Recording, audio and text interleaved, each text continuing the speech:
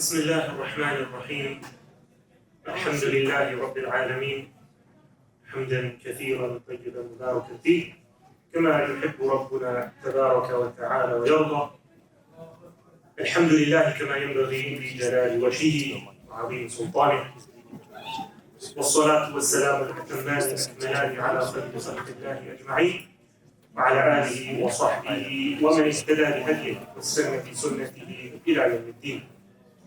اللهم علمنا ما ينفعنا وانفعنا بما علمتنا وزدنا علما، وأرنا الحق حقا وارزقنا اتباعه، وأرنا الباطل باطلا وارزقنا اجتنابه، واجعلنا ممن يستمعون القول فيتبعون احسنه. وبعد، السلام عليكم ورحمة الله وبركاته. When the writers of Seerah usually begin their books, they usually start by giving a background of the situation of the people all the way up until the time of the Prophet ﷺ. So they don't usually begin right away with his birth, but they talk about the situation, because unless we know what the situation of the people is, we won't understand why Allah sent Muhammad ﷺ. And so this period of time is known as al-Jahiliyyah. This period of time prior to the Prophet ﷺ coming is known as the Jahiliyyah, or the days of Jahiliyyah, the days of ignorance. So what we're going to do is we're going to look at, firstly, the religious situation. What religion were the people upon? What did they used to worship? And then we're very briefly, at the very end, we're going to go through some of the aspects of their society, how they used to live. And so we start with the religious situation in Arabia before the arrival of the Prophet ﷺ on the scene. Now, when the Prophet ﷺ came, there were generally three religions prevalent in Arabia. The predominant religion of the people was idol worship, a shirk. But then you also had Judaism, there were Jews, and you also had Christians. You also had some Christians. As we're going to talk more about next week, we're going to see how the Arabs were originally upon Tawheed, due to following the teachings of Ismail alayhi salam and Ibrahim alayhi salam. We're going to go more into that next week. And so they had worshipped Allah upon Tawheed, and they followed the religion of Ibrahim alayhi salam. But then over time, they started to forget certain aspects of the teachings of Ibrahim alayhi salam. However, they still maintained the fundamental beliefs, like worshiping Allah alone, and belief in Allah alone, belief in life after death, etc.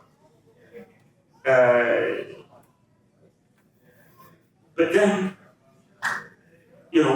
down the line, it all of a sudden changed to what? To idol worship. After Tawheed, all of a sudden there was a change, and people started worshiping idols. How did this happen? How did this happen? How did idol worship, how was it introduced among the Arabs? And so there is a story behind this. There was a man by the name of Amr ibn al-Hayy from the tribe of Khuza'ah, which was a prominent tribe in Mecca at the time. And this man, he was known to be very generous, strong, well-respected, noble person from his people. And the people admired him so much that they would take his word as law.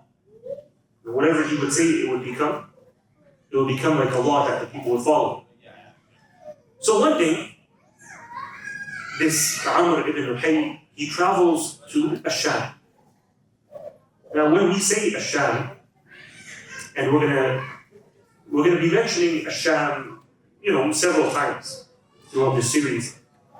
In the past, Asham used to refer to this area known today as 4 different countries: Syria, Lebanon, Jordan, and Palestine, Palestine. These countries today were divided by the enemies of Islam, the colonizers. They are the ones who put these borders. But historically, before Islam and after Islam, this whole area, this whole region was known as Asham. So anyways, Amr ibn Luhay, he travels all the way to Asham. And he comes across people with idols. And he asks the people about them. What are these idols? So they tell him, these are intermediaries between us and Allah. They told him that we go to different idols for different problems. And we would have these idols to appeal on our behalf before Allah. So Amr ibn Luhay was impressed by what he heard. He was impressed by this idea. And he thought that this is what is missing. This is what we Arabs need. We need someone to appeal on our behalf before Allah. And so he asked the people there to give him an idol so that he could take it back to his people. And so they gave him a pretty big idol called Hubal. They gave him a big idol called Hubal. He carries Hubal with him all the way back to Mecca, and he places it right by the Kaaba. And he tells the people that this idol will help us, will intercede on our behalf. Now Mecca was the center of Arabia in terms of being like the capital of the Arabs. So religious authority was Mecca, because this is where you have the house of Allah, the Kaaba. And so whatever happens in Mecca is going to spread all over Arabia. And so that's exactly what ended up happening. This idea of idol worship started to spread. You could call it a bid'ah. It started to spread among all the tribes. Because the various tribes would come to Mecca for Hajj, for Umrah, and whatever they would see, they would take it back with them. Add to that the fact that Amr ibn Luhay was who he was. He wasn't some ordinary person who the people could easily say, what are you doing? Who are you to introduce something for us? No, what did we say? Amr ibn Luhay was respected. Whatever he would do, whatever he would say, they would take it as law. And so the people of Mecca then, they took this as an opportunity to do business. They would make idols for the people, and then these idols would be exported all over Arabia. Every tribe would come to Mecca, and they would go back with an idol of theirs. And then they even started to make portable idols, right? Small idols that you could travel with easily, right? There's a story of Umar ibn Khattab radiallahu anhu. He was with some of his companions, and they noticed that he was crying and then he was laughing. So they asked him, why are you crying and why are you laughing? Now this story, it has some weakness in it, but nonetheless, he says, the reason why I was laughing was because I remembered once in the days of Jahiliyyah, I was traveling and I wanted to pray. But then I remembered that I forgot my idol at home. So I tried to think of a way to pray. So I had some dates with me. I molded these dates into the shape of an idol. And then I worshiped it. He says later on at night, I became hungry. So I ate my idol. He says, that is why I was laughing. And so he was looking back and he was realizing the foolishness of what they used to do, this idol worship. And subhanAllah, this is how Islam changes people. Look at who Umar ibn Khattab was, right? So this is the part of the story where he was laughing. The other part is that he says, I was remembering that I had an infant, a girl, and I went to bury her alive. And as I was burying her, she removed some dust, some dirt from my beard. But I buried her alive nonetheless, so that's why I was crying. And so look at the kind of person he was. And look at the kind of person he ended up becoming. You know, from being this kind of person to end up becoming the man who rules the greatest empire that the world has ever seen. Right? In his Khilafah, look at how far east and west Islam had spread. Another companion, Abu Raja al-Utaridi, he says, and this is in Sahih al-Bukhari, he says we used to worship stones. And when we found a better stone than the first one, we would throw the first one away and we would take the second one. But if we could not get a stone, then what we would do is we would collect some dirt and then bring a sheep and milk that sheep over it and then perform tawaf around it.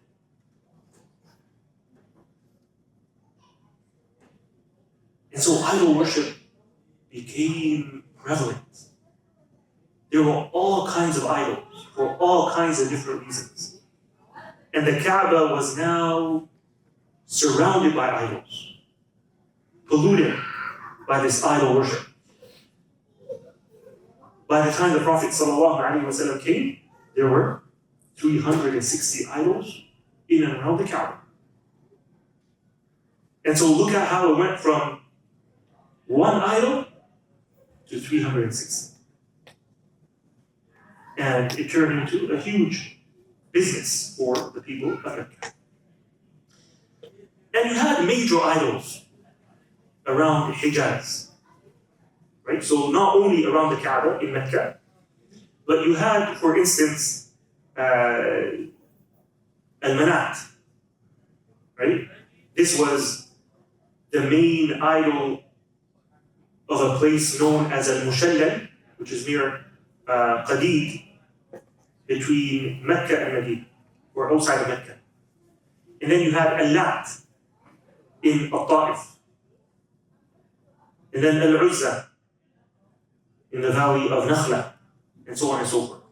So every major urban center had its own major idol. And Allah mentioned these three idols in the Quran.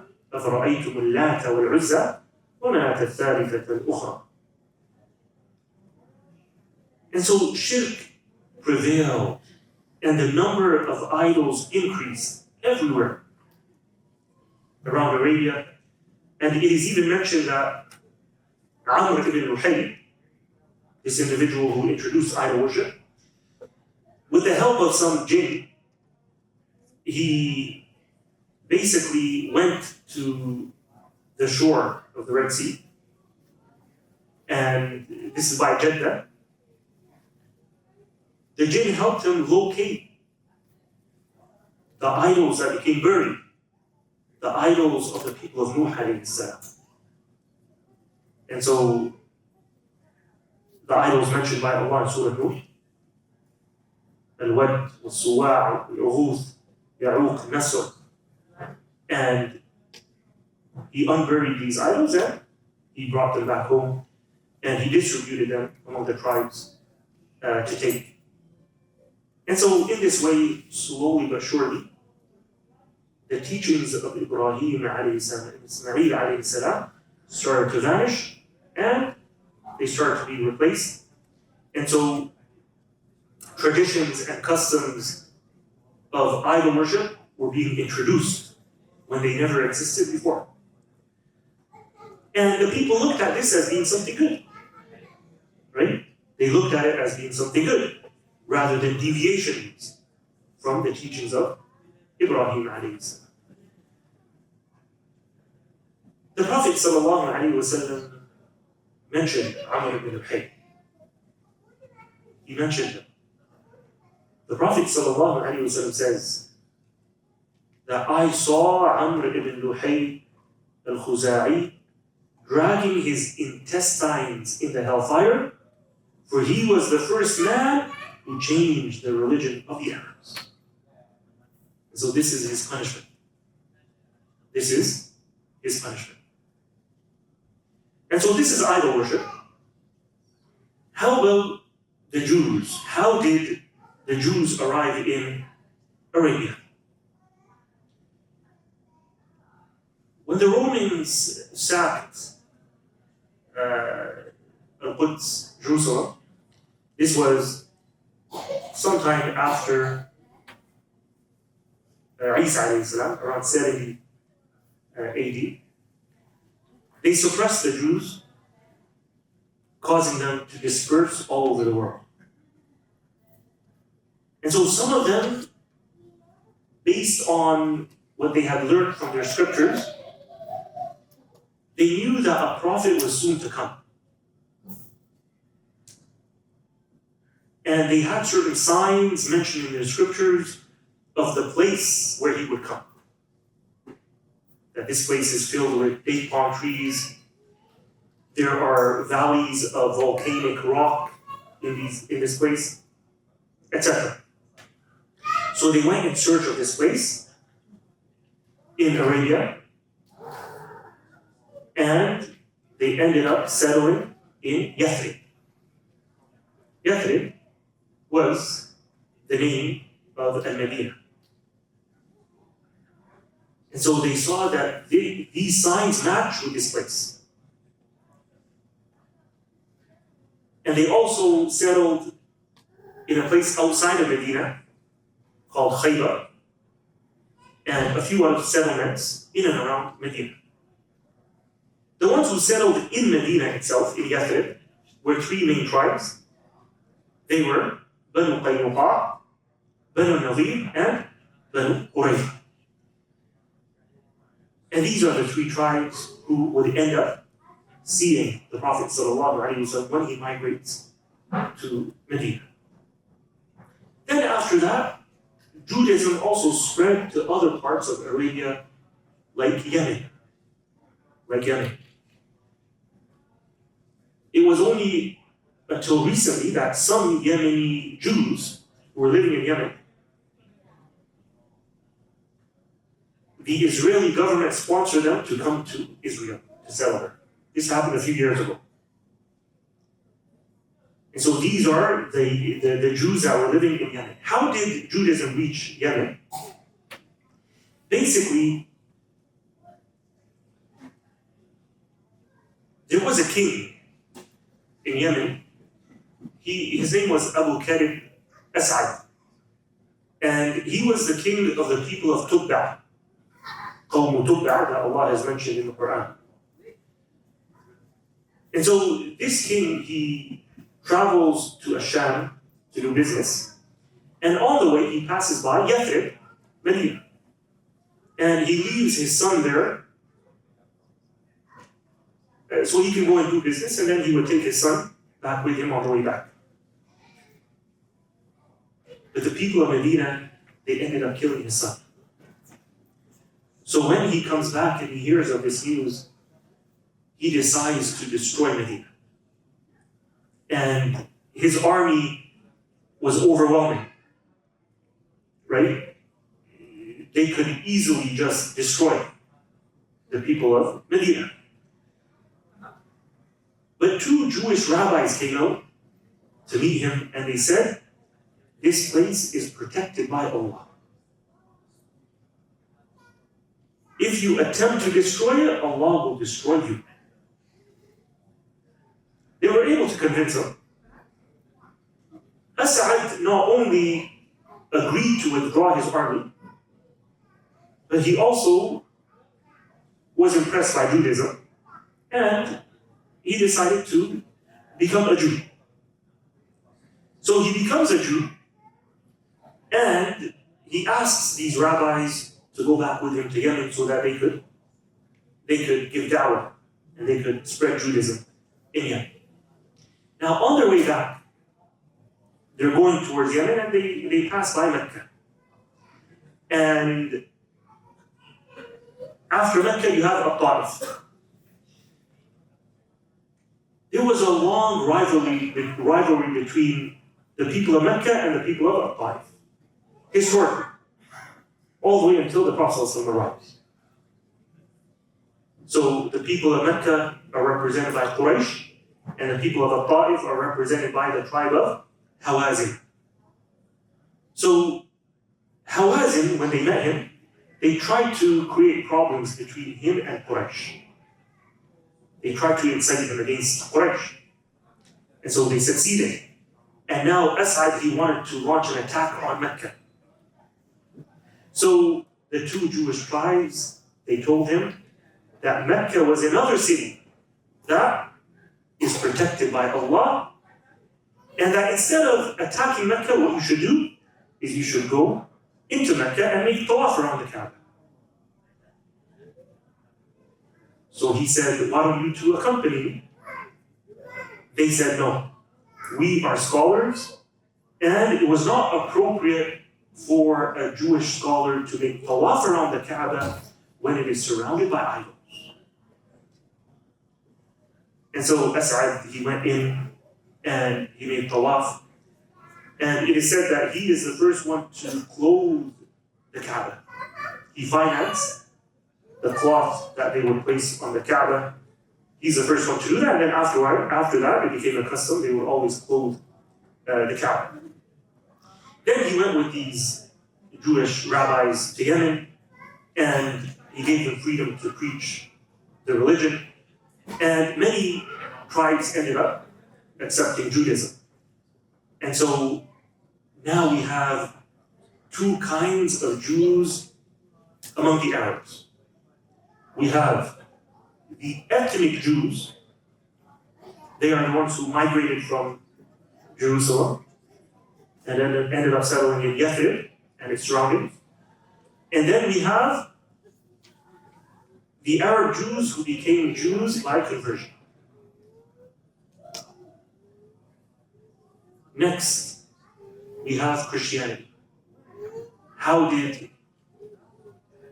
Christians arrive in the Arabian Peninsula? After Isa alayhi salam, his followers started to deviate early on, as we know.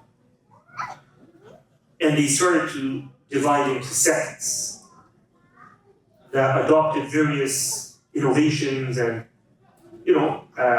beliefs that were not taught by Isa alayhi salam. And many sects ended up believing in the divinity of Isa alayhi salam.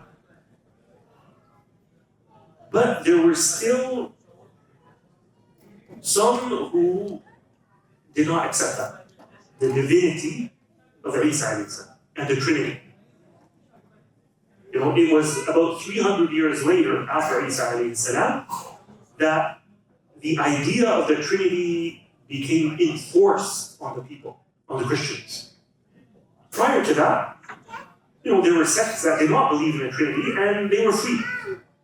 They were not persecuted, right? But then after the Council of Nicaea, which was in the 300s, they were persecuted. Basically, anyone who believed that Isa alayhi salam is a prophet and that Allah is one. Anyways, some of these believers, right, who were following the religion of Isa alayhi salam. They ended up traveling and settling in Najran, which is part of Yemen.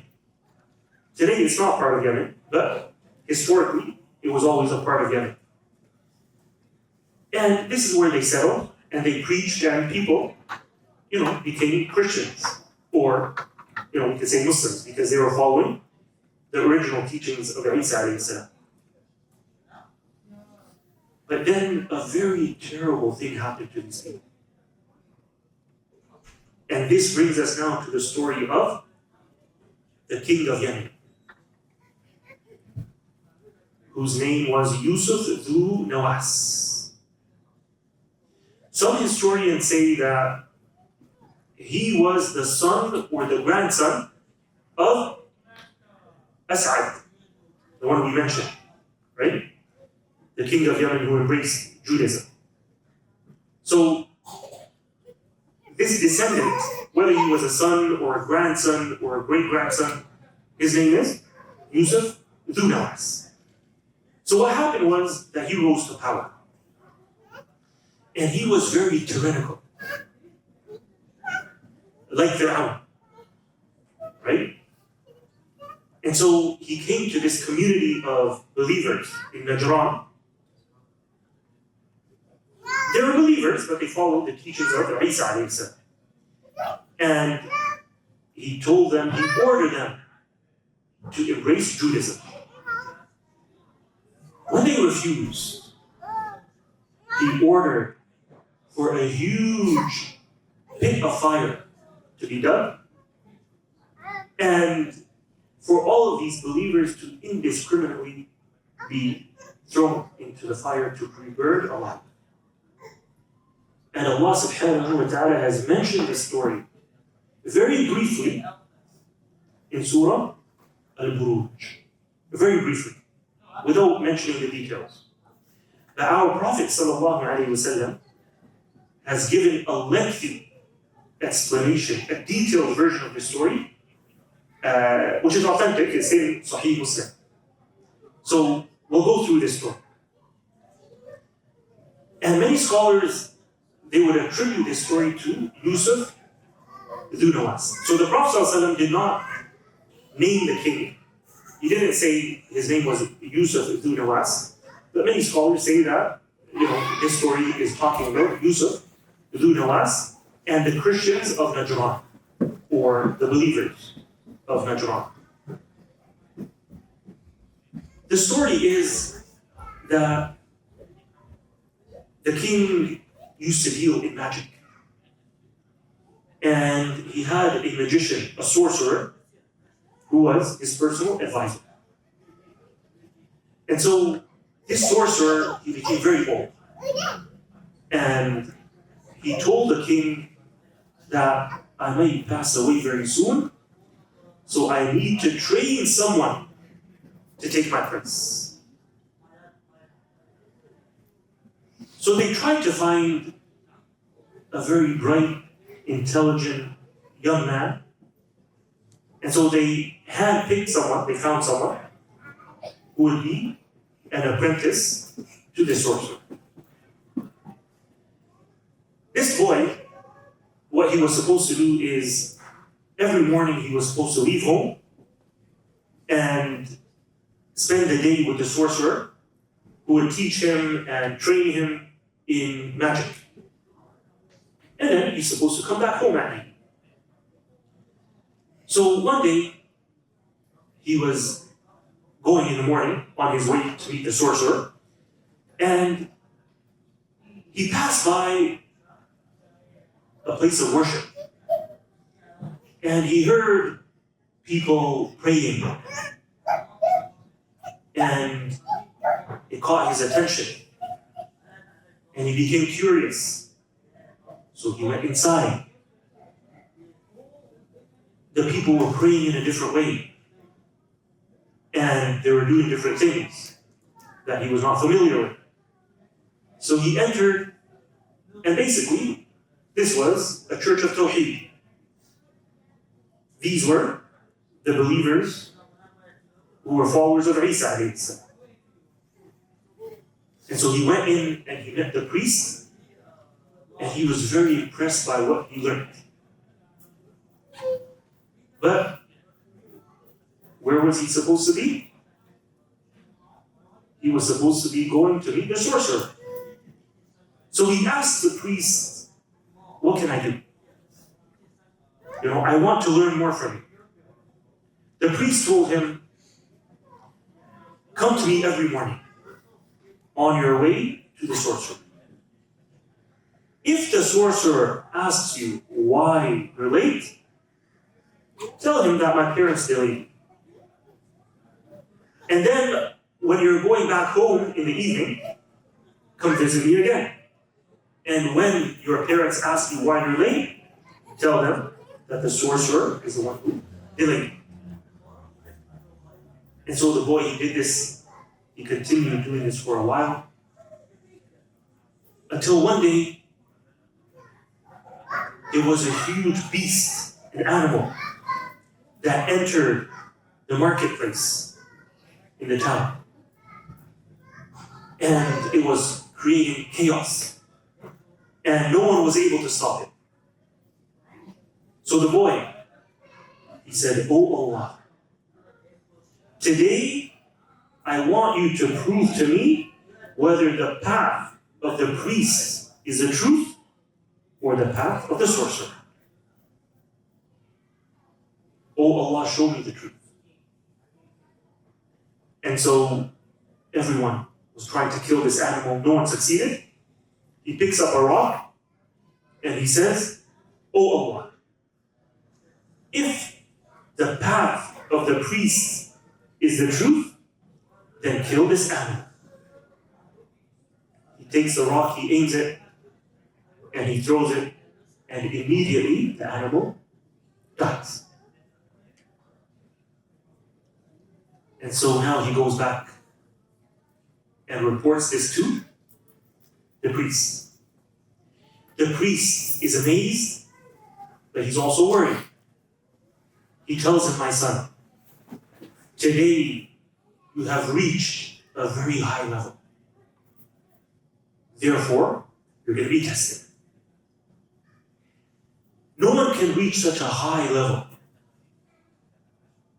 right, of being so close to Allah and being able to do such miracles, except that Allah will test them."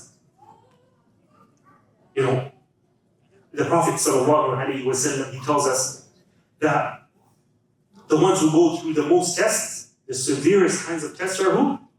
The Anbiya, the prophets. And then those nearest to the prophets, right? It goes down according to your level of Iman and how close you are to Allah. So the priest was telling this young man that you're going to be tested. And he also said to him, when you are tested, I don't want you to disclose my name. Keep my name a secret. Now, why did the priest say this? It wasn't because he was a coward, he was afraid, right? He did it for the sake of the da'wah. He did it for the sake of the da'wah. He was trying to keep the da'wah a secret. And we will see later on that it wasn't because of his fear, right? But rather, he was a very courageous, brave man, the priest. Now, in the court of the king, there was a blind associate of the king. He was blind. So now the sorcerer has passed away. Who takes his place? The young boy. He is now in charge. So the blind man, he comes to the young boy and he asks him, "Can you cure me?" So, the young boy now, he's an expert. And people were coming to him for help. So when the associate went to the young man, the boy, what did he tell him? He said, "I cannot cure you, but Allah can." And then he healed him with the help of Allah. And now the associate of the king, he goes back to the king. The king sees that he's no longer blind. He asks him, who cured you? He says, Allah. He says, Allah. So now the king, he says, and do you have a God other than me? So the man said, yes. Allah is my Lord, and Allah is your Lord. And now the test starts. The persecution starts. He takes the man, the associate, who was blind, and he starts persecuting and torturing him. Asking him, who is teaching you this? Who taught you this? Under the pain, under the persecution, he gives up. He gives up the name of the boy. He says, it is the boy who taught me this. So then now, they bring the boy. And he's in front of the king. And he starts persecuting him, torturing him, asking him, who has taught you this? And now the boy, under the pain and the duress, he couldn't handle the pain. He gave up the name of who? The name of the priest. The priest who told him, do not give up my name. And so now they bring the priest and they're torturing him.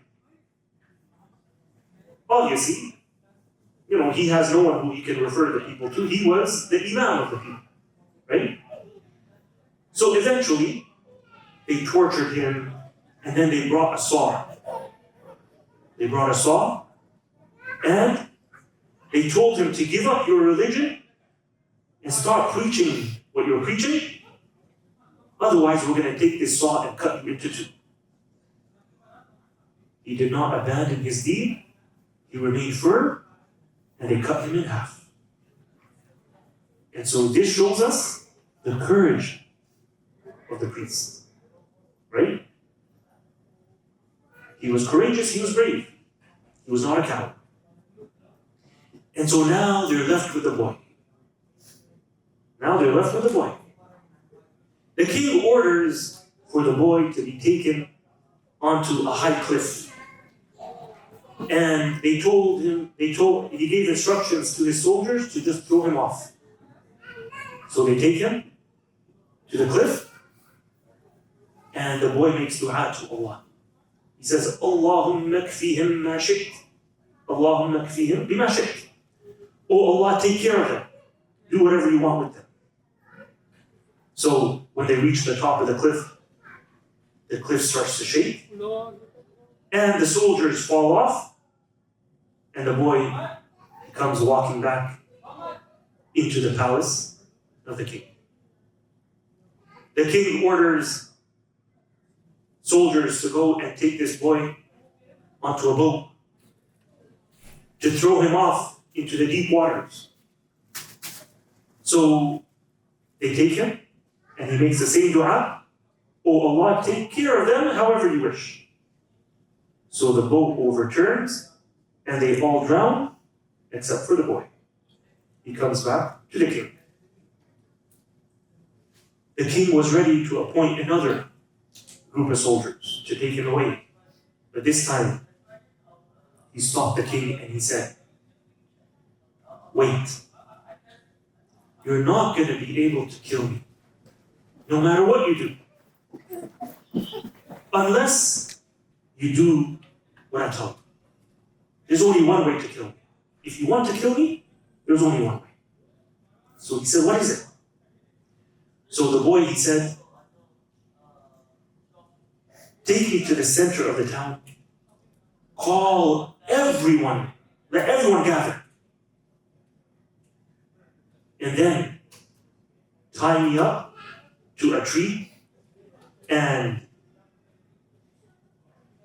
aim an arrow at me, and say, Bismillah Rabbil Ghulam. In the name of Allah, the Lord of the boy. And then shoot. If you do that, you'll be able to kill him. So the boy, he gave the prescription of how it was possible to kill him. But isn't it wrong to, kill yourself? Isn't that suicide? We're going to see that the boy, he did it for a greater cause. We're going to see how, in certain instances, taking away one life or the life of a few brings about a greater good that will save the lives of men. As we're going to see. So the king, he followed the instructions he was given by the boy. He gathered everyone in the center of town. He tied up the boy. He took an arrow and he said, Bismillah Rabbil Ghulam, in the name of Allah, the Lord of the boy. The arrow, it hit the boy right in his head and he died immediately. But what happened after that? Was the king able to extinguish the light of Islam? Did he find the solution to what he perceived as a huge problem for him? No. As soon as everyone saw this, everyone ended up taking their shahada. Everyone accepted Islam right then and there. And so the boy did this for dawah. He was giving dawah to the people. He was prevented from giving dawah openly, so he did it in a way in which Islam reached every single person. And so he gave up his life so that everyone else would live. What do we mean by life here? A person is dead without Islam, without Iman. Right?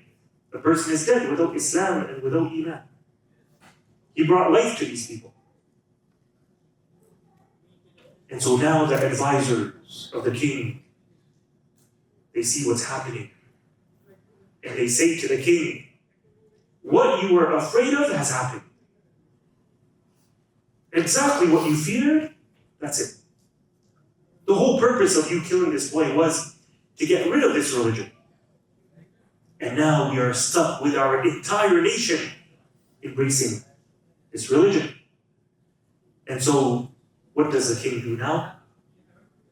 He instructs his soldiers to dig trenches. And after they would dig these trenches, they would fill them with wood and ignite them. And then they would bring people. Whoever refuses to give up this religion, he would push them into the fire. And so they would bring loads of people and burn them alive. And so these are the people who remain firm upon, their deen. And they did not give up under that pressure. And then the Prophet ﷺ is the one narrating this story, as we mentioned.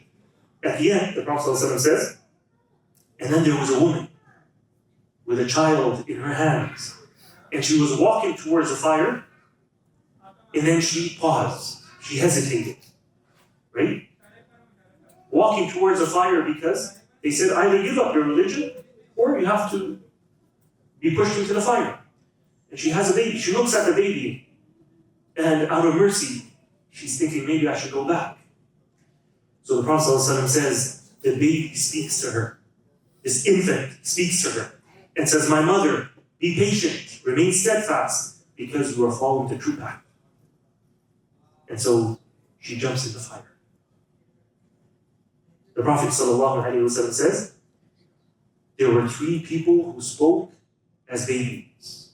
And he mentioned this baby as being one of the 3. And so Allah subhanahu wa ta'ala mentioned this, قُتِلَ أَصْحَابُ الْأُخْدُودِ. Cursed are the companions of the trenches, meaning the king and his associates. They are cursed. النَّارِ ذَاتِ الْوَقُودِ. The fire the pit of fire that they filled with fuel. إِذْ هُمْ عَلَيْهَا قُعُودٌ, as they were gathered around it. وَهُمْ عَلَى مَا يَفْعَلُونَ بِالْمُؤْمِنِينَ شُهُودٌ, and they were watching what they were doing to the believers. وَمَا نَقَمُوا مِنْهُمْ إِلَّا أَنْ يُؤْمِنُوا بِاللَّهِ الْعَزِيزِ الْحَمِيدِ. They had no resentment, no hatred for these believers, except that they believed in Allah, Al-Aziz Al-Hamid, الَّذِي لَهُ مُلْكُ السَّمَاوَاتِ وَالْأَرْضِ وَاللَّهُ عَلَى كُلِّ شَيْءٍ شَهِيدٌ, the one to whom the dominion of the heavens and the earth belong to, and Allah is ever witness to everything. إِنَّ الَّذِينَ فَتَنُوا الْمُؤْمِنِينَ وَالْمُؤْمِنَاتِ ثُمَّ لَمْ يَتُوبُوا فَلَهُمْ عَذَابُ جَهَنَّمَ وَلَهُمْ عَذَابُ الْحَرِيقِ. Indeed, those who persecute the believing men and women and then do not repent, they will certainly suffer the punishment of the hellfire and a torment of burning. And then Allah says about the believers, these same believers, إِنَّ الَّذِينَ آمَنُوا وَعَمِلُوا الصَّالِحَاتِ لَهُمْ جَنَّاتٌ تَجْرِي مِنْ تَحْتِهَا الْأَنْهَارُ. Indeed, those who believe and do righteous good deeds, for them will be gardens under which rivers flow. How does Allah end it? ذَلِكَ الْفَوْزُ الْكَبِيرُ. That is the greatest victory. That is the greatest achievement. Even though these people were burned alive, right? They ceased to exist. They were killed brutally. And it seems as if the king is the one who won. It seems as if the king was victorious in the end. But Allah says here that this is the true victory. Right? And that's interesting, isn't it? How come Allah calls it a victory when, these people were burnt alive? They lost in the material sense. But they won because they remained firm upon their iman until the very end. And that is the true victory. That is the true victory. To remain firm upon the deen of Allah until the very end. And so any Muslim who goes through anything similar to this, we say the same thing. When we see what's happening to our brothers and sisters, for example, in Gaza and Palestine, we should remember this same story. Right? Look at how they're brutally being killed. Right? Never in modern day history have we seen this. And they have a green light from the powers that be. And the atrocities are continuing. Remember this story and remember these words of Allah subhanahu wa ta'ala. And when we do, we realize that these Muslims have not lost, but rather they have truly won. So anyways, this is how early Christianity came into Arabia. We said that these were believers. They were Muslims because they were following the teachings of Isa alayhi salam. But later on, they ended up becoming proper Christians, right? And there's another story that we're going to leave for another time, and that is basically the influence of Abyssinia. So in Abyssinia, there were Christians, and there was a Christian king. And this Christian king, he invades Yemen, and he spreads Christianity in Yemen. We're going to talk more about that later on, inshallah ta'ala. But this was basically the situation of Arabia before the Prophet sallallahu alaihi wasallam arrived. So you had idol worship, you had some Jews, you had some Christians, and then you also had some individuals, but these were just individuals. They were not like an entire group of people who are known as Hunafa. They were people who were following the way of Ibrahim alayhi salam, and they did not get involved in idol worship. And we're going to talk more about them later on. when we talk about when the Prophet ﷺ becomes an adult, when the Prophet ﷺ becomes an adult, he meets some of these people. So anyways, we move on after that to talk about the social situation at the time prior to the coming of the Prophet sallallahu alaihi wasallam. We'll just mention a few things here about how society was in those days, in the days of Jahiliyyah. So first of all, the Arabs were known for their tribal rivalry, right? Arab society was based on the tribal system, where tribal pride was rampant. Every tribe thought of themselves as being better than the others. And so many of them, they vied for leadership. And entire wars were fought between tribes just because of that. Take the example of Abu Jahl, right? And his reason for kufr. Why, after seeing the truth, the plain truth of Islam and the Quran, why did he not accept Islam? And why was he so adamant in leading this war against the Prophet sallallahu alaihi wasallam? He explained it. He said, we competed with Banu Abd Manaf in everything. Abd Manaf was a family of Quraysh, of which the Prophet ﷺ belonged. So he says, we competed with them, and Abu Jahl comes from another family of Quraysh. So he says, we competed with them in everything to attain status and leadership and nobility. So they gave in charity, we would also give in charity. They looked after people, so did we. Whatever they would do, we would do likewise, until we became equal. And now they say that a prophet has come to us who receives revelation from the sky. He said, how can we possibly compete with that? He says, by Allah, we will never believe in him and we will never accept this message. Right? So what does it show you? It shows you how tribalism was deeply rooted in these people. So this is one aspect of that society. Another aspect of that society was, indecency and immorality. One of their well-known practices was that they would make people make tawaf around the Kaaba naked. Right? And the reason for this was those who come from outside of Mecca, those who would come from outside of Mecca to make tawaf, Umrah or Hajj, and they have to make tawaf, they would have to take off their clothes and, basically get into a new pair of clothes. Why? Because these clothes represent sins. They need to get rid of them.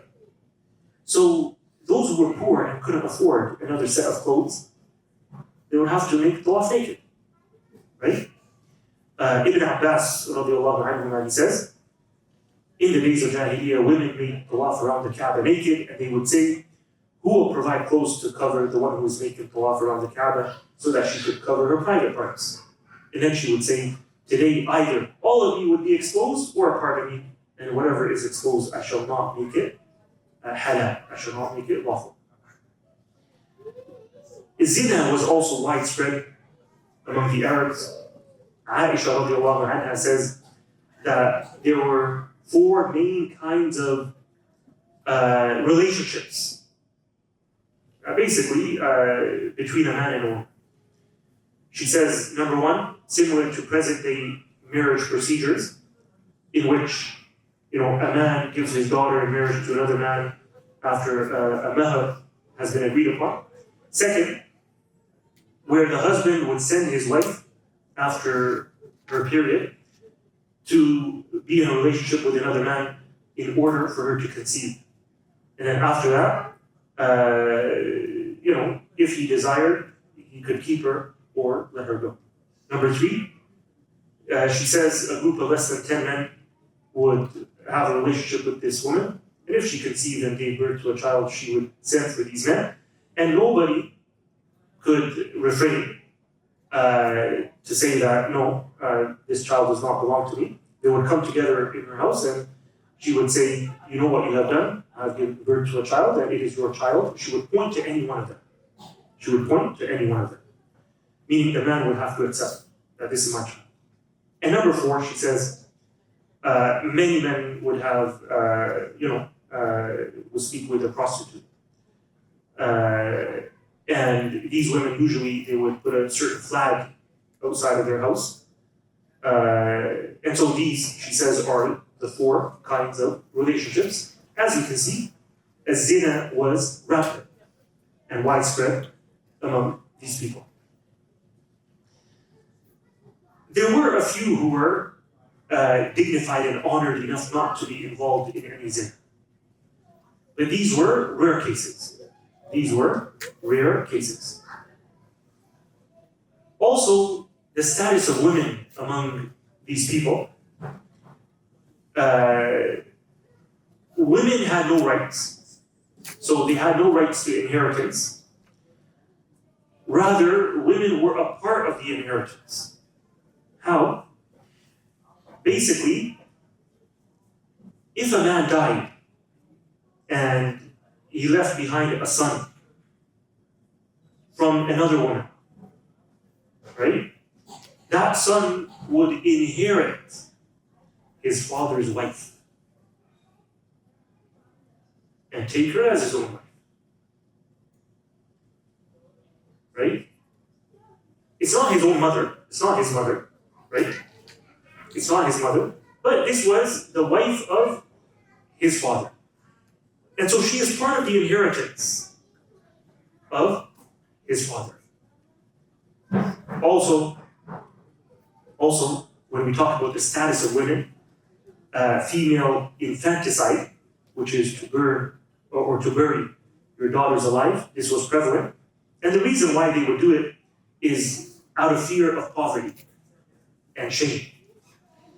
So, in their eyes, a woman was worth nothing. Right? We have to understand that that society was all about men. So, men are the ones who go out and work, and men are the ones who go out and fight in wars, because these people are always fighting. And you need manpower for that. So when men end up dying, who's going to replace them? Right? And it was having many sons that would be a source of pride for these people. So women, if you had a girl, it was a source of shame. So what would they do? They would bury them alive. And Allah subhanahu wa ta'ala spoke about this in the Quran. Allah subhanahu wa ta'ala mentioned, for example, وَإِذَا بُشِّرَ أَحَدُهُمْ بِالْأُنْثَى ظَلَّ وَجْهُهُ مُسْوَدًّا وَهُوَ كَظِيمٌ. Whenever one of them is given the good news of a baby girl, his face becomes dark as he tries to suppress his rage. يَتَوَارَى مِنَ الْقَوْمِ مِنْ سُوءِ مَا بُشِّرَ بِهِ. He hides himself from the people because of the bad news that he has received. أَيُمْسِكُهُ عَلَى هُونٍ أَمْ يَدُسُّهُ فِي التُّرَابِ. Is he going to keep her and live in disgrace, or is he going to bury her alive? أَلَا سَاءَ مَا يَحْكُمُونَ. Evil indeed is their judgment. So this is how they treated women. This is how they treated women. There are many other aspects to that society, the society of Jahiliyyah, but we'll mention one more, and that is ignorance and illiteracy. Ignorance and illiteracy. So unlike Ahlul Kitab, the Jews and the Christians, these people had nothing. So, the Jews and the Christians, they had rabbis, they had monks, they had priests, they had scriptures, they would read and write, right? They had a tradition of reading and writing. But these people, they did not have that tradition, right? And this is why they were so stubborn and arrogant in following the ways of their forefathers. Right? When the Prophet ﷺ came to them, they couldn't give up their traditions, the traditions of their forefathers. Why? Because they're missing the quality of learning. Right? Anyone who learns something new, he values it. Right? Because he knows the value of knowledge. But when you have a people who don't know what knowledge means, it becomes difficult to make them learn something that is different than the norm, than what they're used to. Right? Now, these are some of the traits of the Arabs before the coming of the Prophet ﷺ. This gives us a picture of what the Prophet ﷺ was coming to. Right? Now, this does not mean that these people, the Arabs, did not have any good qualities. Right? We shouldn't understand from this that they had all of these evil qualities and they were the worst of people from every aspect, from every angle. No. In fact, they did have a lot of good qualities. They did have a lot of good qualities. In fact, because of these good qualities that they had, Allah subhanahu wa ta'ala chose them. Allah chose them to be the bearers of this message that Allah wants to be spread for all of mankind. It was because of these qualities. What are some of these qualities? Simplicity. They were simple people. Very, very simple. Simple in their lifestyle, simple in their way of thinking, right? Very simple. They were extremely generous. They were known for their generosity.